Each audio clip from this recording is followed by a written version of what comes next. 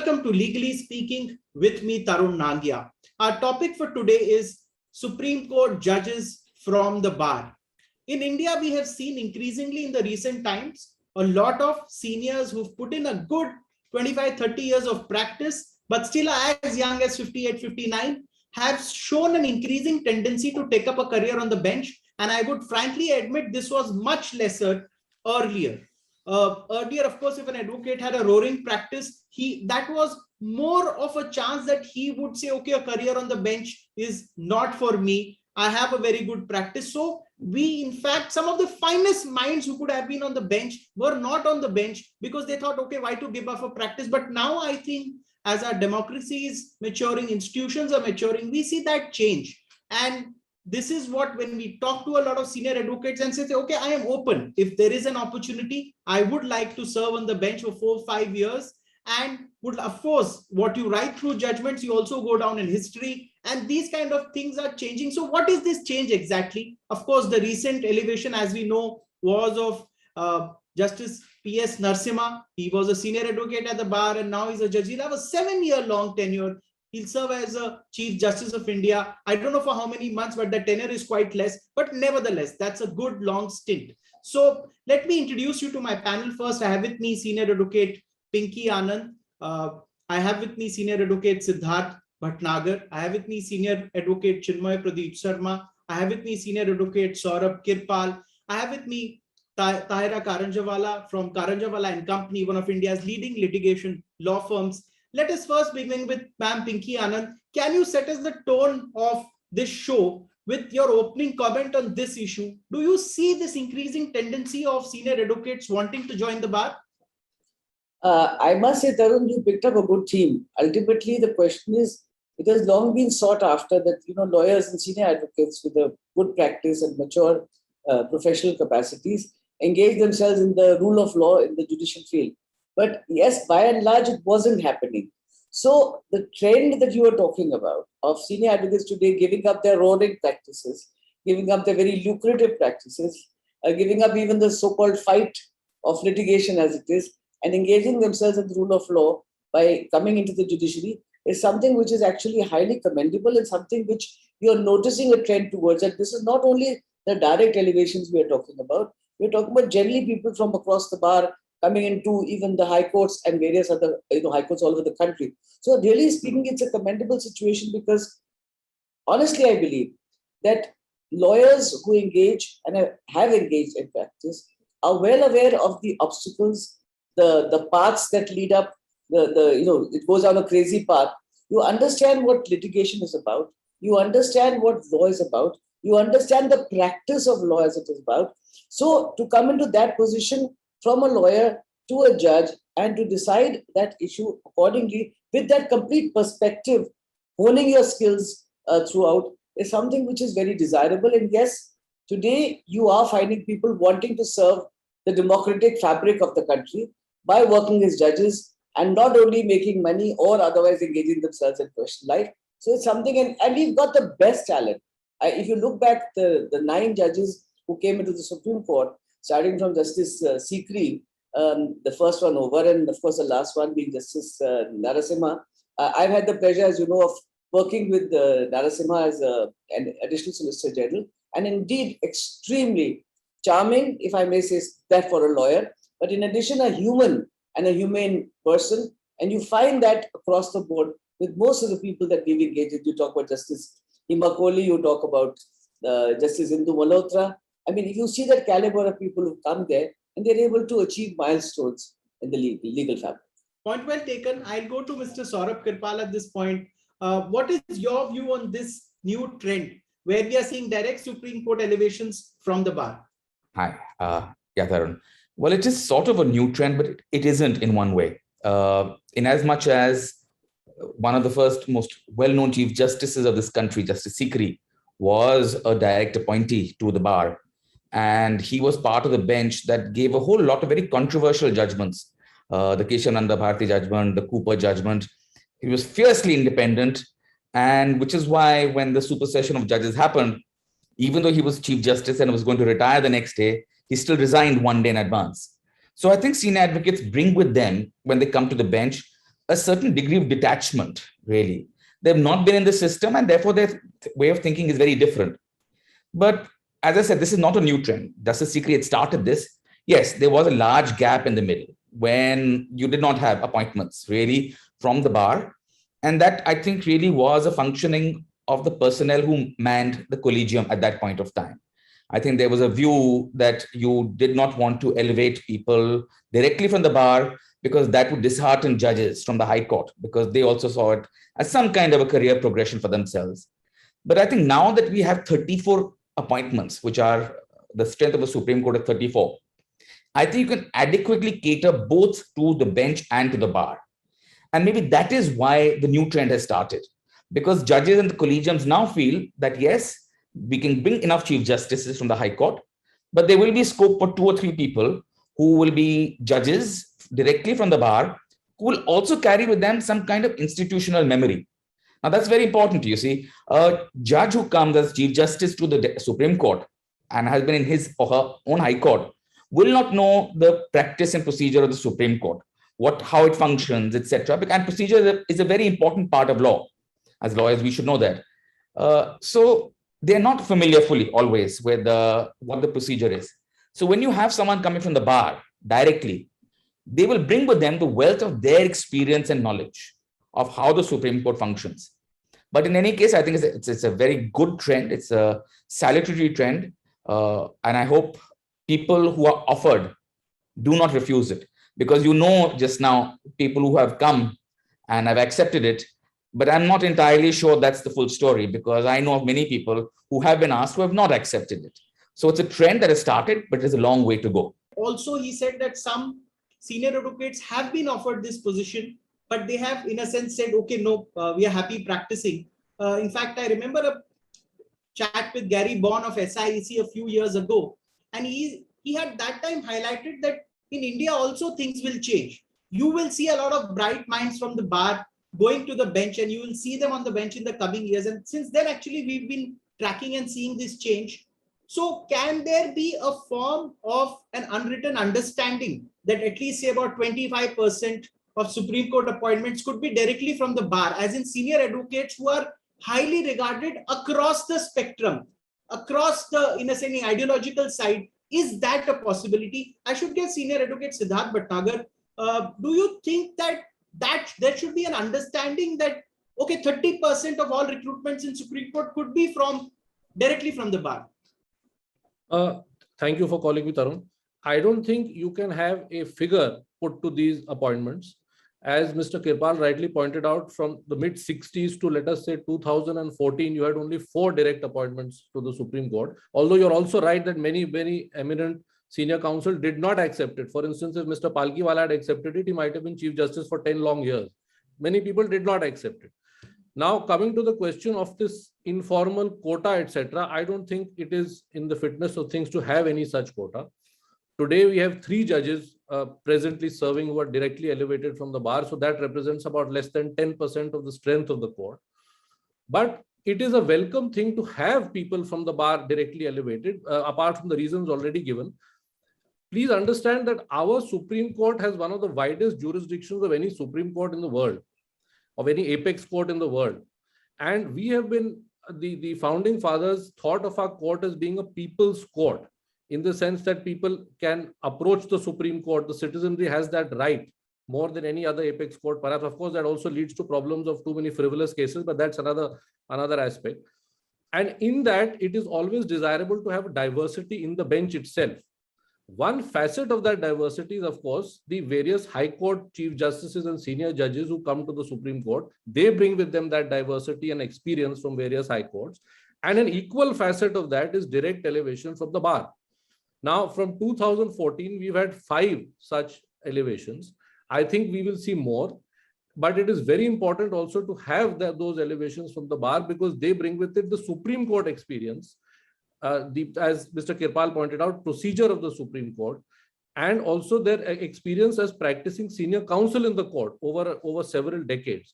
So to answer your question, I think that having a quota or even an informal percentage is not really desirable. But we should always now, going forward, have direct appointment, because there have been times in the past where there have been long periods of time when there was no direct appointee on the bench, or at the most one. There's always been only one till 2014 at best. Now, after 2014, you even had four at one time. So I think it's a welcome trend, and I'm sure it'll go going forward. We will see more such elevations. Okay, so going forward, you feel there'll be more direct elevations from the bar to the Supreme Court. I would like to get in Chinmoy Pradeep Sharma and his take on this issue. Do you think, A, that this is something to look forward to, more direct elevations to the Supreme Court? Tarun, the incentive given to a lawyer to come to the Supreme Court as a judge comes from the Chief Justice as the head of the institution. So it really depends on the Chief Justice of India who will be appointed, who will not be appointed. Like, for example, when in 2014 Justice Nariman was appointed, Justice Lodha, it is said, I mean, Justice Nariman himself in his farewell speech said that he put his foot down and said that I will not take no for an answer. So if you want good people, then you have to be able to convince those people to come forward and come to the bench. And like I said, the Chief Justice of India should be able to convince those bright senior advocates or lawyers from the Supreme Court and other courts to come forward and come to the judiciary. And as far as the seniority is concerned, where the lawyers from the Supreme Court coming to the bench and the judges who get appointed as Chief Justices and then come to the Supreme Court, there was an unwritten rule that the person from the bar who gets appointed to the Supreme Court will not become the Chief Justice. So Justice Kuldeep Singh, when he was appointed along with Justice Ahmadi.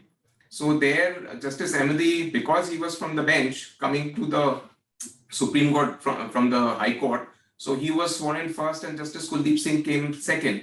So for a long time, he had to sit at number 2. And the same thing happened with Justice Santosh Hegde also. He was number 2 and retired as number 2. Now, of course, the trend is changing with Justice Uday Lalit now becoming the Chief Justice after the retirements happen, and then Justice Narasimha also will become the Chief Justice. So that is a very good trend, because that will also be an incentive for people to come forward, because when they see that there is a progression which is possible beyond just being a judge to become the Chief Justice of the country, so that will be an incentive for people. Okay, I'll get in Tahira Karanjawala in the discussion. Tahira, the past few appointments, if I may read out: Justice Rohinton Nariman, July 7, 2014, Justice Uday Umesh Lalit, Justice Nageshwar Rao, Justice P.S. Narasimha, and Justice Indu Malhotra. Very well regarded people in their own right. In fact, the discussion at the bar is that a lot of the bar gets, in a sense, happy to argue before these eminent people who they hold in high regard while they were at the bar. We had our other panelists, Mr. Sharma, explaining to us that how Justice Nariman was invited, in a sense, they all want, but there have been exceptions. In fact, I'm reminded of an interview I did with senior advocate Mukul Rohatgi, and he in fact admitted that it's a rare exception. You have to give up a lot of practice. It's a very big decision. It is, from the other side, it may seem different, but when you're at the top of your career at the age of say 58, to give up that kind of practice and then join the bench, do you think it's easier said than done, Tahira? Because you're on the other side, you brief a lot of these counsels, you engage, your law firm engages these counsels. Do you think it's a very difficult thing to get these kind of minds to join the bench? Yes, thank you, Tarun. So Tarun, I definitely think that, I mean, I'm sure it's very, very hard for a senior advocate or, who has a substantial practice to give up a lucrative career and, accept an elevation to the Supreme Court. But at the same time, I think it's a great honor, frankly, to be asked by the Chief Justice of India. And therefore, I think recently you will find more and more people of caliber accepting Supreme Court judgeship, without batting an eyelid, because I think, and there's a greater sense of now, being able to contribute to the body of law that's developing, the jurisprudence that's developing. So I think that is also what drives a lot of people to take up this honor.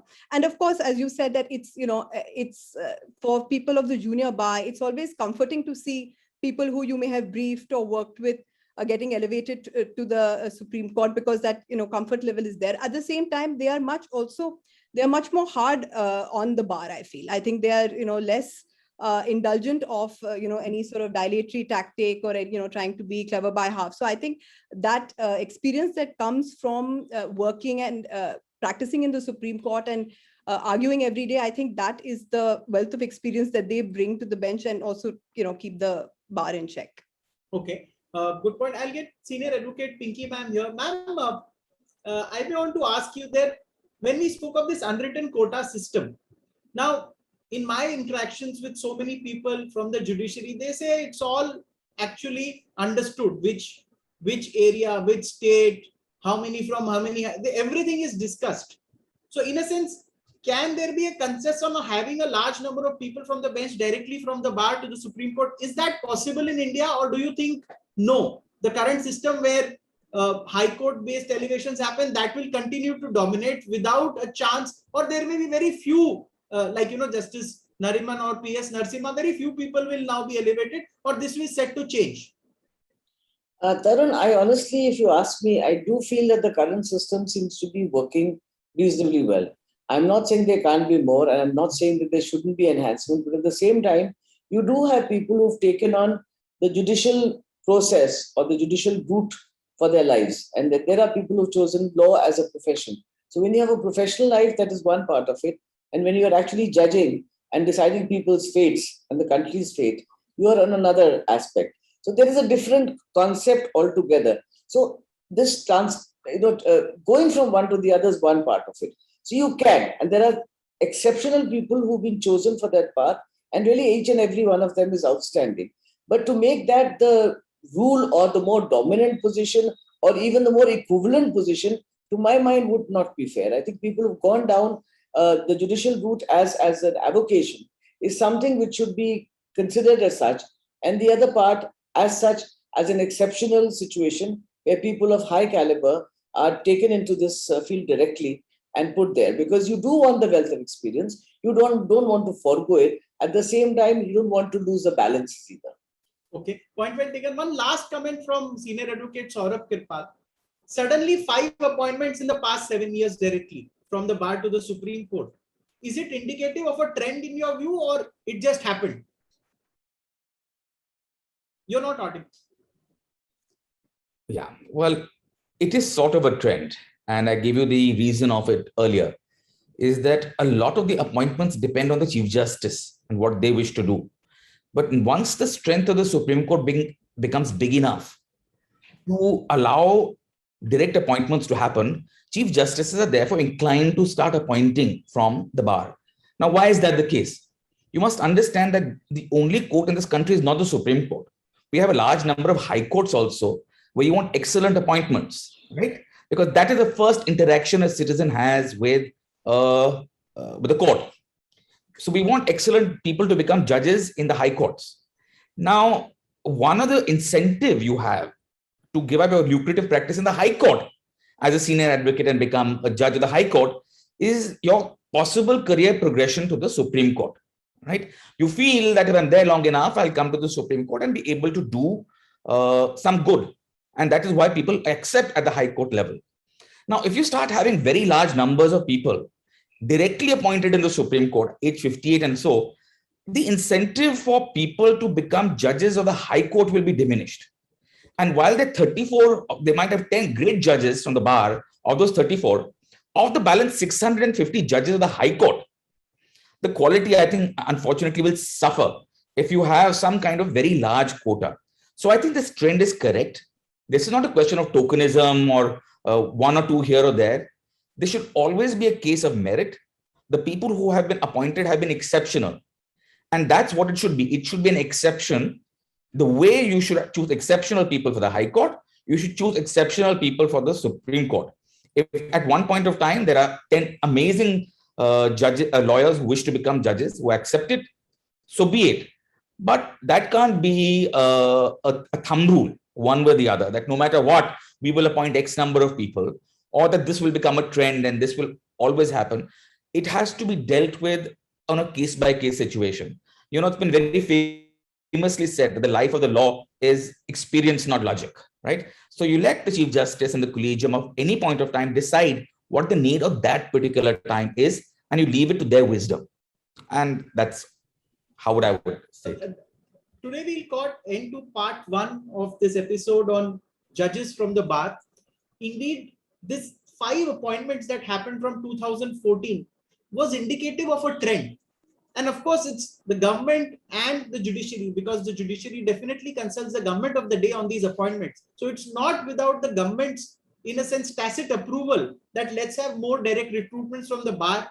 The gossip columns say that, of course, there are going to be more, and that is why this discussion was necessary. But whenever these decisions happen, there is an impact on, in a sense, the whole judicial system, as Senior Advocate Saurabh Kirpal explained to us. But that's it for now, folks. Thank you so much for joining us. I would like to thank Senior Advocate Saurabh Kirpal, Senior Advocate Pinky Anand, Senior Advocate Siddharth Bhatnagar, Senior Advocate Chinmay Pradeep Sharma, Tahira Karanjawala from Karanjawala and Company for sparing time and joining us. Thanks viewers for tuning in. Thank you.